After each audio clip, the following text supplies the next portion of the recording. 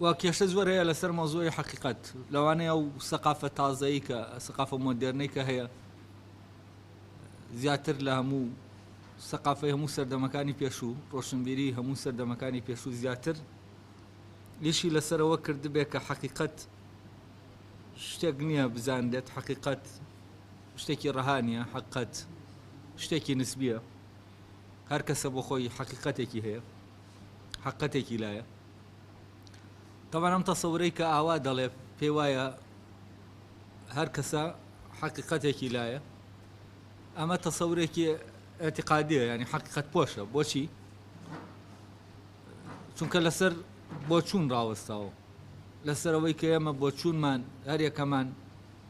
بۆچوونێکمانەیە بەرامبەر شتێک ئەو بۆچوونەی کە لای من هەیە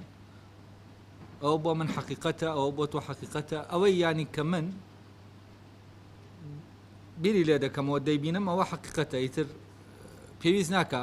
ئەوەی تۆش بیری لێ دەکەیتەوە حقیقەتە بە ئەم دوانەش دژیەک من پێویست ناکە ئێمە هەوڵ بدەین ئەم لێک دژەی نێوانمان حەڵکەین دانوستانی لەسەر دەکەین مساڵەحە دەکەین لەسەری چۆن من ناڵێم بۆی تۆ غەڵەتە تۆش مەڵێ بۆی من غەڵەتە با من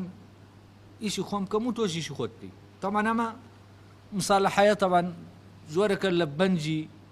بەنجێکی خەتەریە و وەزعە و هەرگیز ئەم مساڵەحەیە سەر ناگرێت تەبەن ئەگەر ئەمە زۆر لەناو ئاعتیقاداتی دینیا زۆر بەباشی دەرکی پێدەک یانی تەنانەت ئەوانەش سەر بە یەک مەسەبی دینین یەک ئاعتیقاداتی دینی لەناو خۆیانە هەرگیز کۆک نەبوون لە کاتێکە ئەوانەی موەسسی ئەو ئاعتیقاداتن ڕێکەوتون لە بینی خۆیانە کە عەلا ئەساس هەر یەکەیان بەویتر نەڵێ غەڵەتە یانی چی یانی نەژڵێ ڕاستە بڵێ من ئەوەی خۆم دەبینم بەڕاستی دەبینم و تۆشەوەی خۆت دەبینی بەڕاستی ببینە